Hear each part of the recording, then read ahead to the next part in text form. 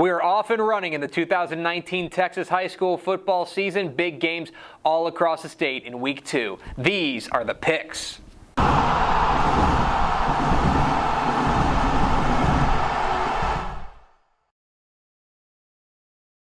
Welcome into the picks presented by Visit Arlington, your guide to the Texas high school football weekend. My name is Greg Tepper of Dave Campbell's Texas Football and TexasFootball.com. Thank you so much for tuning in. What a week one it was across the Lone Star State.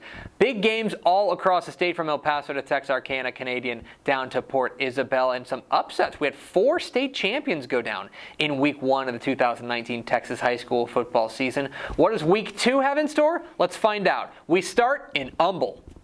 7 o'clock Friday night at Turner Stadium in Humble. It is a 6A slugfest between the Katy Tigers and the Atascocita Eagles. What are the keys to this matchup? Well, key number 1, offensive balance, and that is the coin of the realm for both of these squads. You know, Katy, in their big win in week 1 over defending champ Galena Park North Shore, looked really good both running and passing the ball. We knew they were going to be able to throw the ball with quarterback Bronson McClellan, but Ronald Hoff, the new running back, the move-in from South Carolina, has been a revelation. Win for more than 200 yards in the opener. He gives them the traditional balance that we've seen from the Tigers. On the other side, Atascocita exploded in their week 1 win over Katy Taylor, and it was in large part because of quarterback Bryce Matthews, but their running back Quincy Thompson was exceptional as well. Both these teams want to have about an even split of runs and passes, and both need to be effective in both regards to be successful. Who's able to get that balance offensively? Key number 2, early stops. Plain and simple, who sets the tone in this game defensively? Both these squads have outstanding playmakers on both sides of the ball, but the defenses, I think, go overlooked for both of these squads. You know, Katy is traditionally known as a great defense. They've got Dalton Johnson back in the secondary, but they really flexed last week against Galena Park North Shore. And for Atascocita, boy, if you had not seen Cyrus Simon, the defensive end there for the Eagles, you are in for a treat. This guy is a monster. Especially early in the first quarter, there's going to be a bit of a feeling out process between these two squads.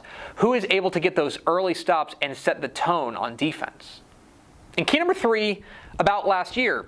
So let's flash back basically 1 year from right now, and we were looking at Katy potentially being 0-2. Remember, they lost the opener to Galena Park North Shore, and then they were down pretty significantly to Atascocita. They were down 21-6 at halftime. They were down 28-14 heading into the fourth quarter, but that's when the Tigers roared back, rattled off the final 17 points of the game, and ended up starting a 12-game winning streak. Atascocita feels like they let that go. Atascocita feels like they gave that one away and that they were the better team on that day. They've waited an entire year for another chance at Katy. Well, here is their shot. Can they take advantage of it, or will Katy take it to them again? Who am I picking? I'm going with Katy. You know, the thing that I think goes underappreciated about their win last week is that they were able to bottle up the outstanding running game for North Shore, and that front 7 did a lot of work. That is going to be very key in this one, because if you're Atascocita, you want to get Quincy Thompson going and get that running game off and going so that quarterback Bryce Matthews can really operate. I really do think this game comes down to balance. Who can get both the passing game and the running game going, get these defenses on their heels? I think this is a great game, and by the way, I think there's a fair chance that this is the first of 2 meetings if these two were to square off again in the postseason. But for now, I go with Gary Joseph. I think Tigers take home a win. To Central Texas we go, 7:30 p.m. Friday night at Willie Williams Stadium in Belmead. It is a big-time clash in 4A Division I in the Waco area, as the defending 4A Division I state champs Argyle La Vega welcome in the Argyle Eagles. What are the keys to this matchup? Key number 1, quarterback play, and all eyes are going to be under center on both sides of the ball. Argyle looked just sensational last week in their win over Stephenville, and Bo Hogaboom, man, I am just really impressed with the growth that we have seen from this quarterback. He looks like a new guy, and he was in complete and total command of the Eagles offense last week against Stephenville. It was a really impressive show. What does he have for the defending champs? On La Vega's side, it's a little bit interesting. Landry Kinney takes over at quarterback for Era Rawls. Era Rawls has been moved to the safety position after leading the Pirates to a state championship, and last week against Medina Valley went pretty well for Landry Kinney, but he is a little bit more of an unknown compared to Bo Hogaboom. This is going to be a really interesting matchup because I think both these quarterbacks have really high ceilings and could put on a show. Who steps up at the quarterback spot? Key number 2, who's more physical? And look, La Vega prides itself on being the meanest team on the block. They want to be the most physical. They want you to be sore on Saturday morning, and they've got the playmakers to make it happen. Whether you're talking about Robert Allen up front on the offensive line or DeMarquise Hayes at the linebacker spot, La Vega is big and physical and mean. In a lot of ways, if you go back to last year, they were able to bully Argyle in the trenches. But so far, Argyle has looked the part of a physical team. Last week, they had an outstanding offensive and defensive showing in the front seven, led by their big offensive line that, look, the size has looked very good. Tate Van Poppel leads what should be a very good front seven. This is a game that is going to be determined in a lot of ways by who wants it more, who's going to come out here and set the tone. I want to see who the more physical team is, because if Argyle can match up with La Vega, that can mitigate one of their big advantages. So plain and simple, who's more physical? And key number 3, familiar foes. This is the third time in about a calendar year that these two teams are squaring off. They have split the previous two. Remember, Argyle won the regular season meeting last year, and La Vega won the playoff meeting en route to their 4A Division I state championship. These are two teams that are intimately familiar with one another, and you get the feeling that there's starting to be a little bit of, how do you say, hard feelings between these two teams. I think they want to go out there and knock each other's blocks off, which should make for a fun atmosphere there in Belmead. The thing I'm really interested in this third meeting is the coaching matchup. From Don Hyde on the La Vega side and Todd Rogers on the Argyle side, these are two excellent high school football coaches that are going to try to find those one or two things that are going to put their team over the top. For two teams that know each other very well, who can find that little thing that puts them to a win? Who am I picking? I'm going with La Vega. I think being at home certainly helps. The friendly confines of Willie Williams Stadium will help the Pirates in this one. But the name we haven't mentioned yet, I think, is Elisha Cummings, the running back there for La Vega. As the running game goes, so tend to go the Pirates. And last week against Medina Valley, the running game was really what saved them in a game that was kind of marred by penalties. They've got to clean that up against an Argyle team that is not going to beat themselves.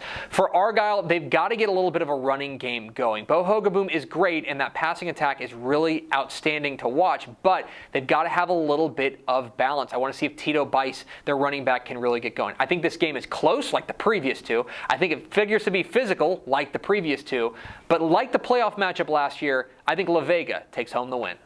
7:30 p.m. Friday night at Allen Eagle Stadium. It is an inter-regional Class 6A matchup as the Allen Eagles welcome in the Dickinson Gators, and this is a game that Dickinson has had circled for quite some time. John Snelson and company want to be the team that hands Allen its first loss at its new stadium, and I think they've got a great chance to do it. Quarterback Mike Welch is a name you need to know. He was sensational in their game last week, and I figure he's going to be in for a big game again this week. You know, Allen, in their win over Cedar Hill, was impressive, especially in the front seven. They've got a very deep and balanced defensive front, which should give them a little bit of an edge. And then it's up to quarterback Raylan Sharp, who was a really impressive runner last week and a pretty good thrower. He's going to need to make some key throws in this one to get past Dickinson. I think this game is close. It could be down to the wire into the fourth quarter, but I think the streak stays alive. I think Allen takes home the victory.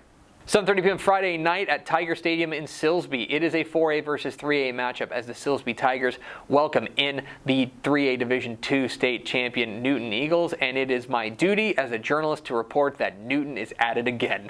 467 yards rushing for the Eagles last week, and DeAnthony Gatson and Trennis Wash did the majority of the damage, and by the way, they're only sophomores. This Newton program is going to be a problem for quite a long time. You know, Silsbee struggled in their opener against Port Neches Groves. Now, it's a 5A over a 4A, so you don't want to go crazy, but the defense has got to start making some plays. That we know they have an offensive weapon in Draylon Taylor they feel really good about, but can the defense step up? Right now, I think I'll lean towards Newton. Give me the Eagles.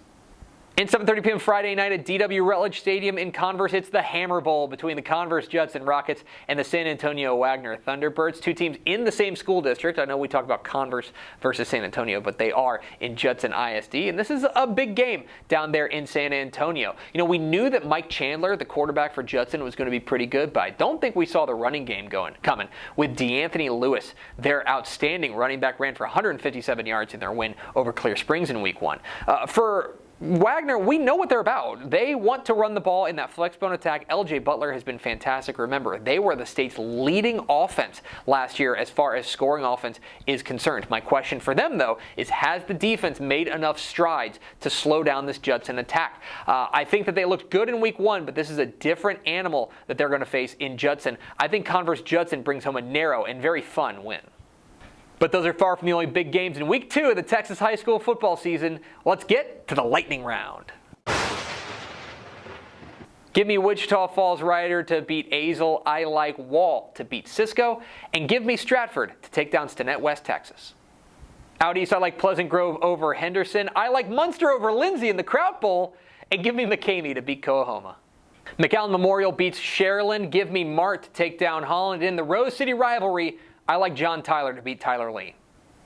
Hutto beats Liberty Hill. Huntsville beats Port Neches Groves. And give me Hewitt Midway to bounce back against Mansfield Lake Ridge. One of the best games of the weekend, I like Hamlin to beat Wheeler. That game's in Childress. Get there if you can. I like Garrison to start their season with a win over Crockett. And I'm buying in on Wolfforth Friendship. I think they beat Wichita Falls Hershey. Down south in the Polish Bowl, I like Falls City to beat Poth. Give me El Paso Parkland over El Paso Austin. And in a very tough one to call, I like Cuero in a squeaker over Yoakum. In Corpus Christi, I like Calallen over Flower Bluff. In Canyon, I like Randall over Canyon High. And in, I guess, Greater DFW, I like Burleson over Denton Braswell. Give me Bremont over Thorndale. I like Bernie Champion over San Antonio Veterans Memorial. And give me Beaumont Westbrook in a high-scoring matchup with Houston Strake Jesuit. Austin Westlake edges Cy Ranch. Abernathy takes down Sundown in another very pointsy game. And our 6-man game of the week, I like White Deer over Paducah. And those are the picks. What am I wrong about? Which games did I leave out? Leave comments down below. Don't forget to hit that subscribe button. Follow us on Twitter at DCTF. Like us on Facebook, facebook.com/DaveCampbells. Follow us on Instagram, instagram.com/DaveCampbells. And of course, see us at TexasFootball.com, where you can find complete coverage of the 2019 Texas high school football season. Thanks for watching. Enjoy week 2 of the Texas high school football season. We'll see you.